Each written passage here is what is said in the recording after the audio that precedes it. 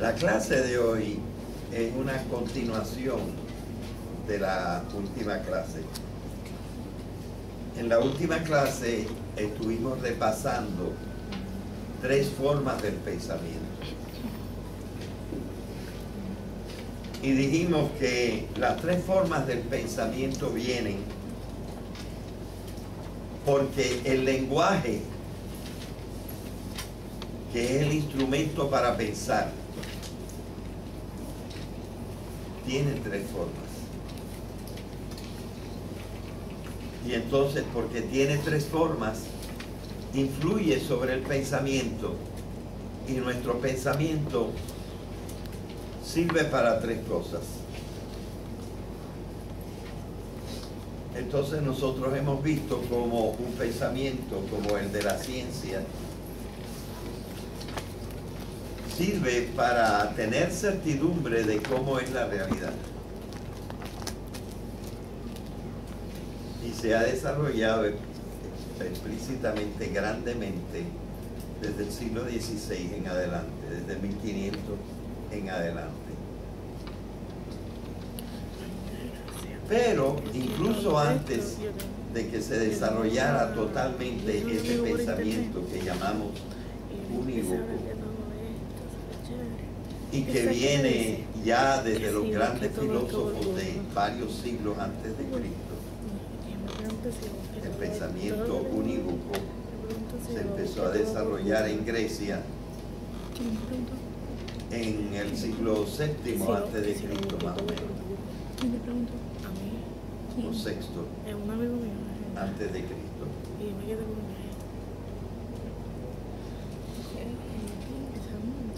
Pero también se desarrolló a partir del año 300 y pico antes de Cristo otro pensamiento muy lógico, el pensamiento análogo. Y a decir verdad, también el tercer tipo de eso sobre todo lo sistematizó el pensamiento análogo, en gran medida lo sistematizó el filósofo griego Aristóteles. Pero mucho antes que Aristóteles, Homero había dado un gran ejemplo en el que incluía mucho pensamiento metafórico. Porque, por ejemplo, nos hablaba de Zeus, pero en realidad estaba queriendo decir poder. Nos hablaba de Venus, o sea, de Afrodita, pero estaba queriendo decir sexo, belleza. Nos hablaba de Atenea, pero estaba queriendo decir inteligencia. Y así sucesivamente. Es decir, decía una cosa por otra. Es decir, usaba metáforas. Así que los 3 pensamientos estaban bien establecidos desde antes de Cristo. El que tuvo más dificultades en desarrollarse es aquel de que queremos hablar hoy, el pensamiento análogo. Ya yo di algunos elementos del pensamiento análogo en la última clase. Pero hoy vamos a insistir en este. Más tarde tendremos que desarrollar un poquito más el pensamiento metafórico y la forma radical del pensamiento metafórico que se llama ¿cómo? Mito. Mito.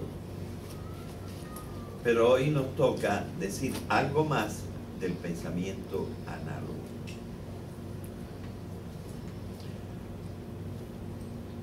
Les voy a decir que el pensamiento análogo tiene un supuesto.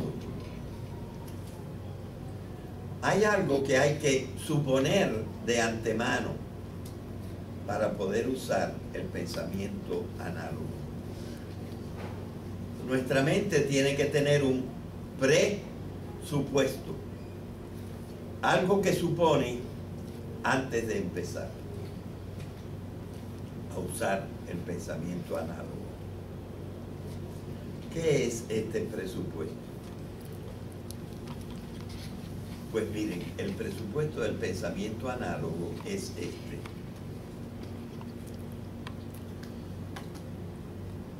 Que la realidad es coherente.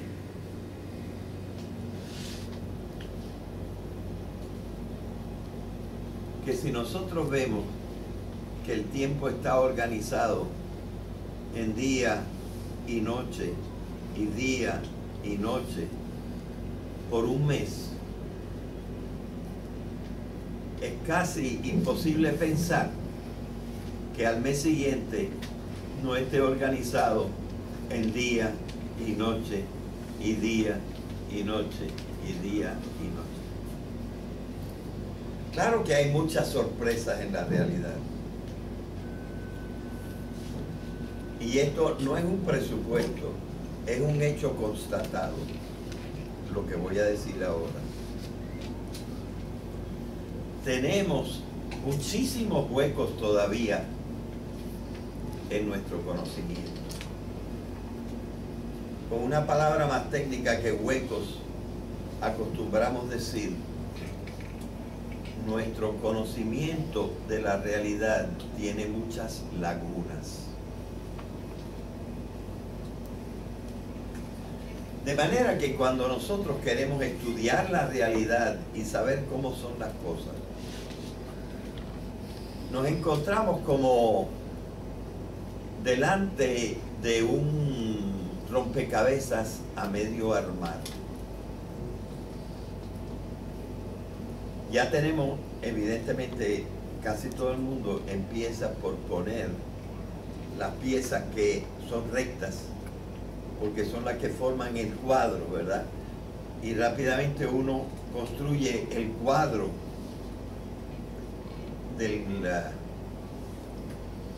y entonces, utilizando los colores, y aquí hay mucho verde oscuro, pues yo busco las piezas de verde oscuro y trato de ver cómo se meten en los espacios que todavía no están llenos. Porque pienso que si aquí estaba representando una parte del árbol, probablemente lo que esté en el alrededor también será parte de ese árbol.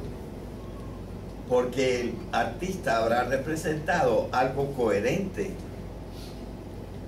Y si aquí lo que encuentro son árboles y algún animalito, me imagino que las piezas que están aquí un poquito más claras, a lo mejor están representando una casa.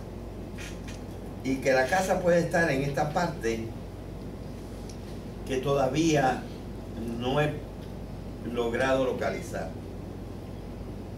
O sea que yo estoy constantemente al armar mi rompecabezas, suponiendo que lo que está puesto en el rompecabezas es un paisaje coherente. Y la misma coherencia nosotros la pensamos del mundo. El mundo tiene muchas cosas que no sabemos decir cómo son, ni por qué, ni nada. Pero cada vez lo que hemos hecho en nuestra cultura, tanto en la parte física como en otras partes, es ir encontrando cosas que forman algo coherente, una explicación coherente. Y esto se hace mayormente a base del pensamiento unívoco. Pero como hay tantas lagunas, pues a veces hay que usar otros métodos. Y les voy a dar un ejemplo. Hace como 130, 150 años que se descubrió todo un sector del universo el sector que llamamos con varias palabras subatómico o cuántico o de alguna otra manera. Y hasta sabemos ahora que hubo un tiempo en que ese era el único sector del universo que había. Pero nos ha costado mucho trabajo a la humanidad en estos 130, 150 años que llevamos pensando en esta parte del universo y en este tiempo del universo. ¿En qué forma todavía eso existe? La mayor parte de eso está ya integrado en átomos y más tarde en células. Pero nosotros estamos todavía estudiando para después poder conocer con mayor propiedad las características de los átomos y de las células. ¿Cómo era y qué significaba y cuáles son las leyes del mundo subatómico? Como por los años 60 del siglo pasado, un científico, un físico, llamado Higgs,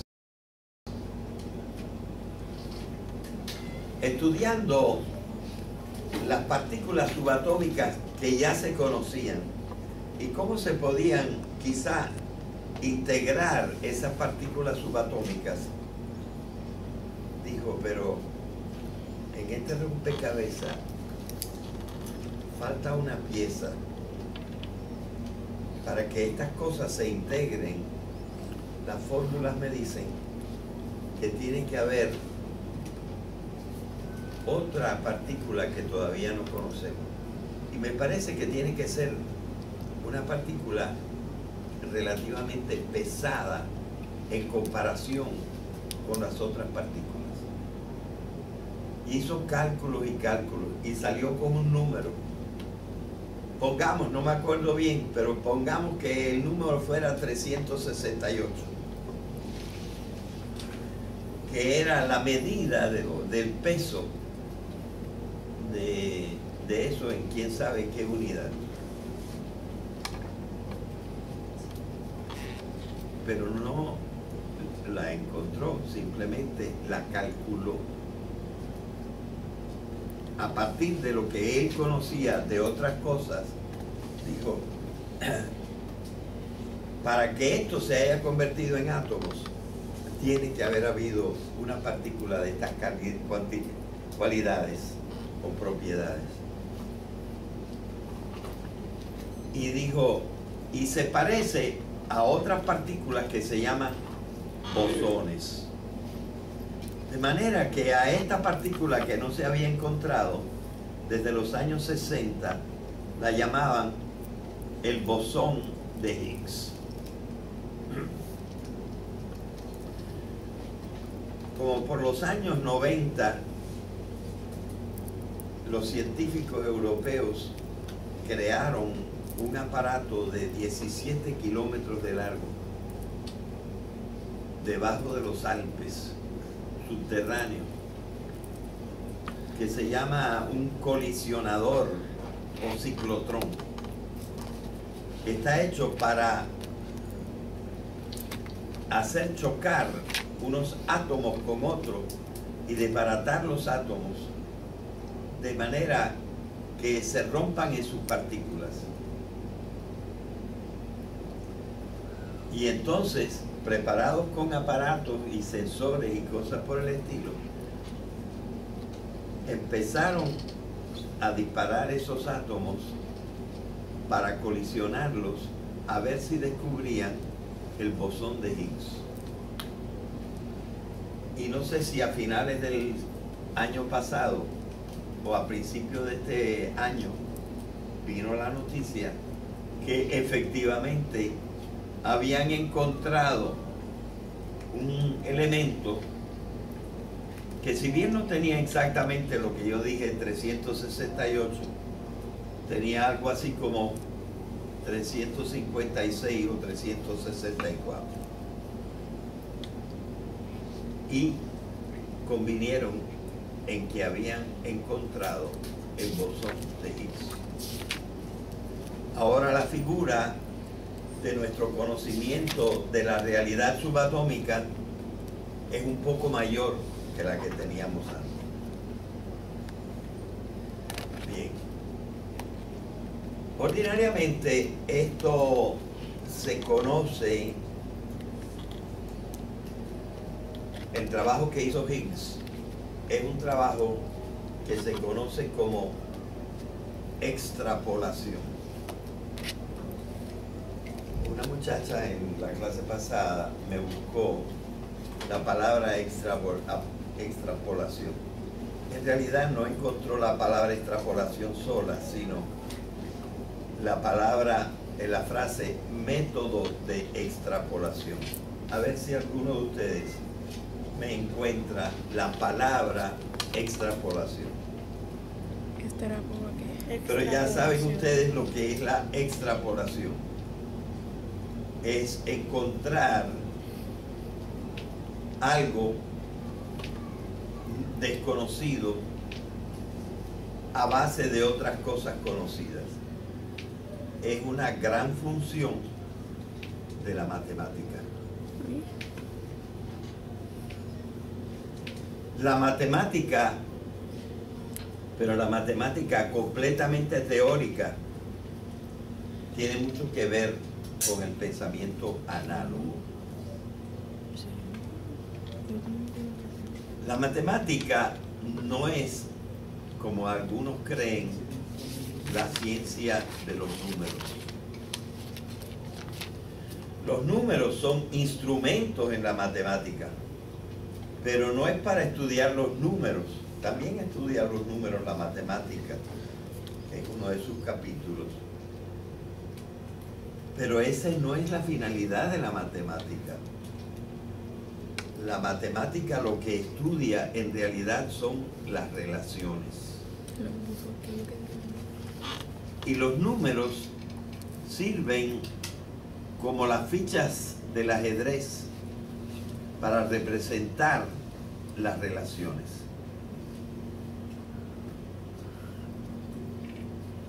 El problema es que el número de las relaciones entre las partes de la realidad es prácticamente infinito. Pero cada ecuación es la expresión de una relación. Y claro, las relaciones más sencillas, las que dio como ejemplo Aristóteles, son el doble, la mitad,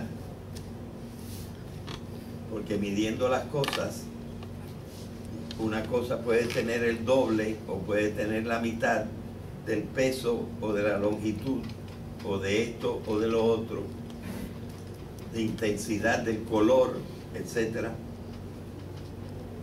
que tiene el otro objeto comparado. Así que lo que nosotros estudiamos en la realidad y el que entra verdaderamente en las fuentes del pensamiento, lo que tiene que tener en la cabeza es la noción de relaciones entre las cosas. Y la analogía, el pensamiento análogo, lo que estudia especialmente son las relaciones. Y con las relaciones va a descubrir lo que son las cosas. Las cosas no son más que conjuntos de relaciones.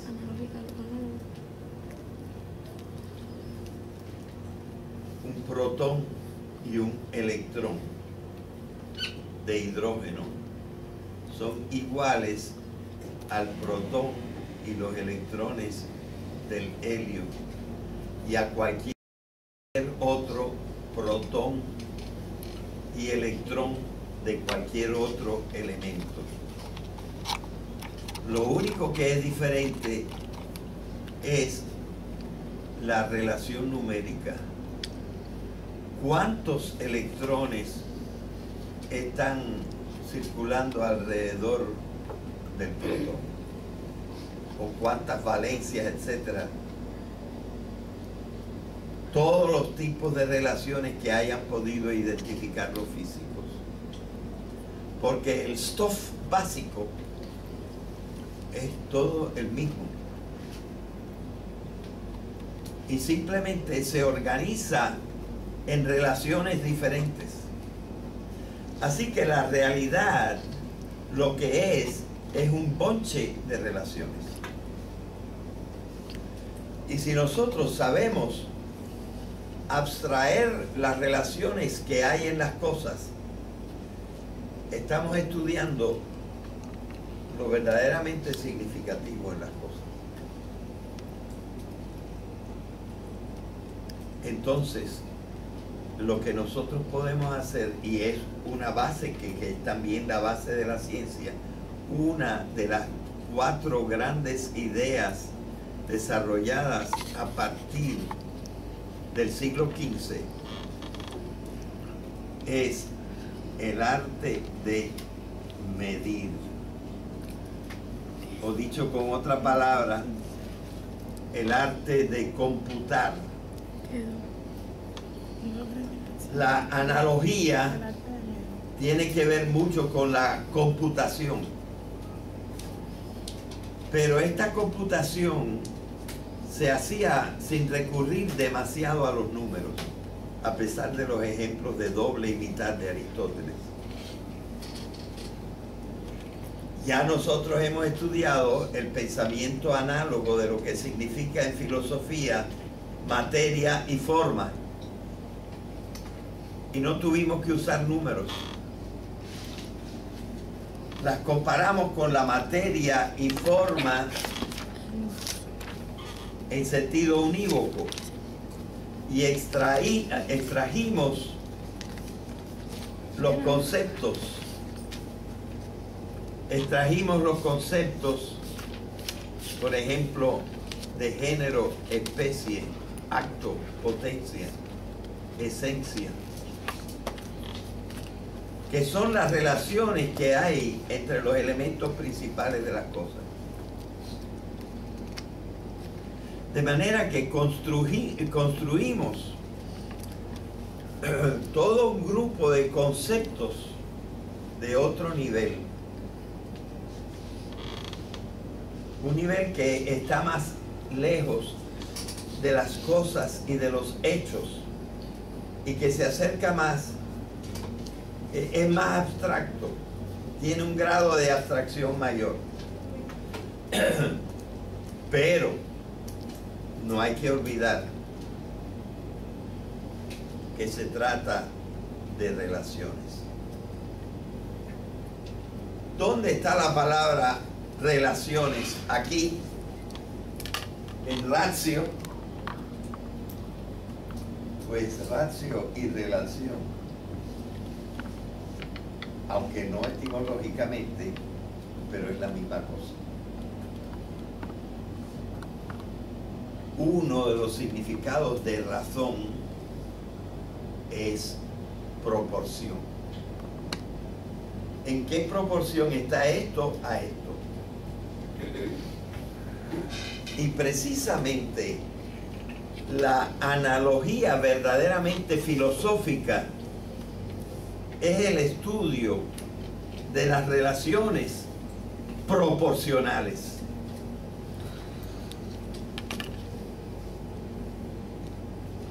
Por eso, analogías son también las metáforas, pero a esas no les damos el nombre de analogía, porque reservamos el nombre de pensamiento analógico o pensamiento análogo para el estudio de similitudes que se basan en la proporción. Por eso, el verdadero nombre de este pensamiento de que yo estoy hablando se llama analogía de proporcionalidad.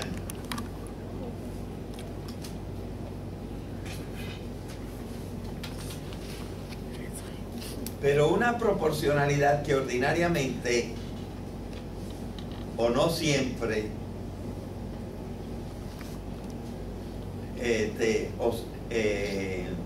en algunas circunstancias solamente se expresa con números.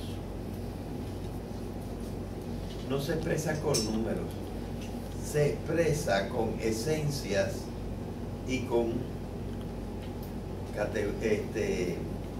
accidentes. Yo alguna vez les hablé, ¿verdad?, ya de los accidentes, de la esencia y los accidentes. Bien, ¿qué proporción hay en esencia y accidente entre las cosas? Hay quien insiste más y dice: la analogía que nos sirve como método para encontrar la realidad es una analogía de verdadera proporcionalidad. Pero no dicen verdadera, dicen analogía de proporcionalidad propia.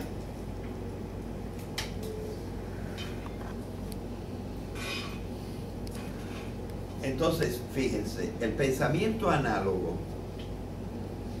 es bien abstracto porque está todo el tiempo tratando de encontrar relaciones entre las cosas. Ya la ciencia nos ha ayudado en esto para fortalecer la idea del pensamiento análogo. Esta palabra la digo yo a menudo en inglés porque la oí en inglés la primera vez. Y es esto: in reality, en la realidad, everything is connected.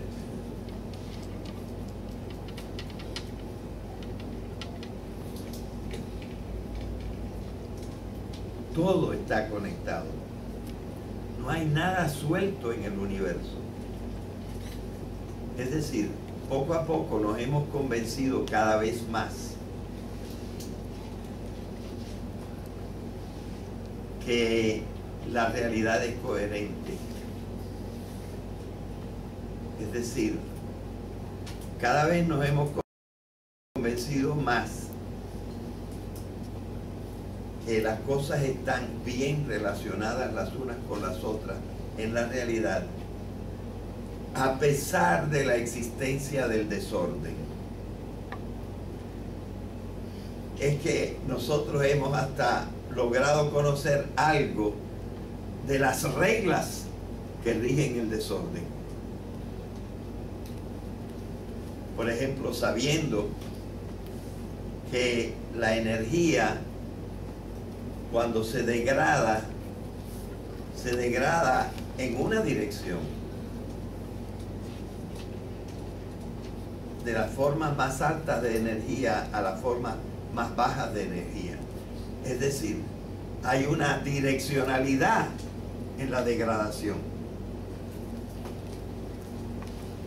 Es decir, nosotros cada vez nos reforzamos más en la idea de que la realidad es coherente.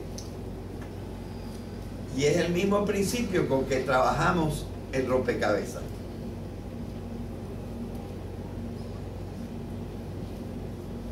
Pero hay una diferencia entre la analogía de que estamos hablando en filosofía y la analogía completamente filosófica. Porque usando una palabra muy puertorriqueña, nosotros pudiéramos decir: encontrando la coherencia dentro del rompecabezas, encontrarlo es un guame. Casi todo el mundo termina su rompecabezas porque las piezas están pesadas coherentemente. Pero la realidad no tiene el marco que tiene el rompecabezas. Y los límites de la realidad no son desconocidos. Es allí donde más se ha aplicado el concepto de analogía.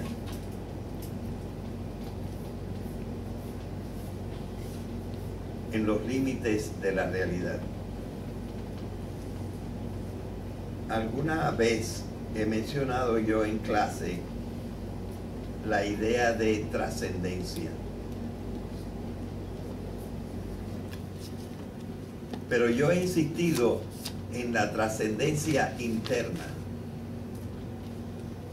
en la trascendencia dentro del rompecabezas, explicando las eras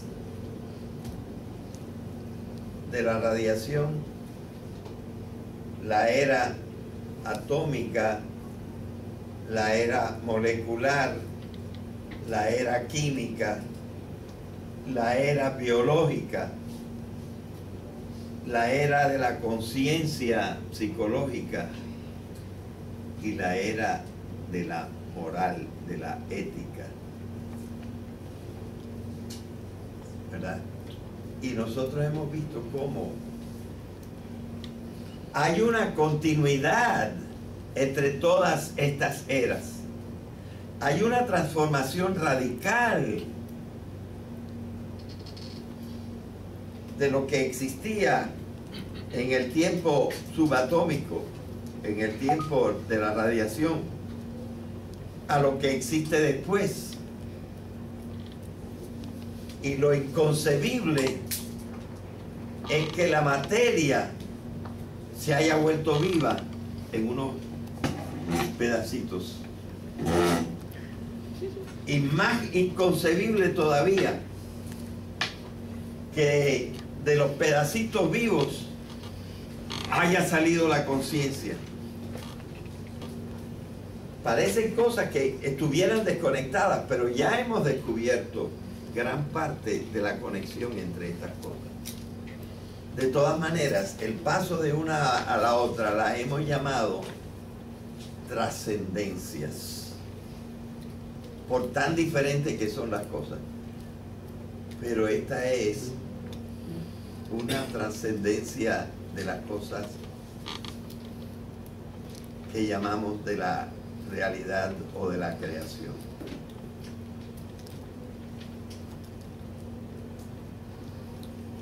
Ahora, si la coherencia va más allá de la creación,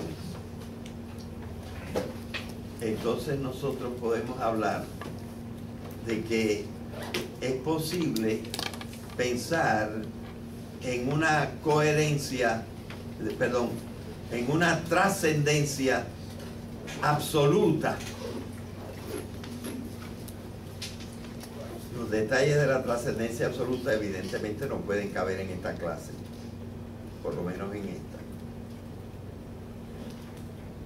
Pero donde el pensamiento análogo de proporcionalidad propia es el único que puede penetrar, es en el mundo de la trascendencia. Allí no tenemos pensamiento unívoco que pueda penetrar. El pensamiento metafórico sí puede penetrar, pero no puede asegurarnos tanto la verdad de lo que dice, porque el pensamiento metafórico inventa. El pensamiento metafórico, dijimos, es producto del hombre. Y aunque el hombre es la parte de la realidad, el hombre lo que está examinando es lo que no es él en la realidad. Y entonces el pensamiento metafórico, además, su característica esencial, como dijimos, si alguien se acuerda de la palabra, es la alteridad. Es decir, es otra cosa diferente de lo que en realidad existe. Digo azabaches, pero pienso ojos. Entonces, el pensamiento con que podemos pensar en lo trascendente es únicamente el pensamiento análogo de proporcionalidad propia. Y esa es parte de la importancia del pensamiento análogo. Vamos a dejarlo ahí hoy.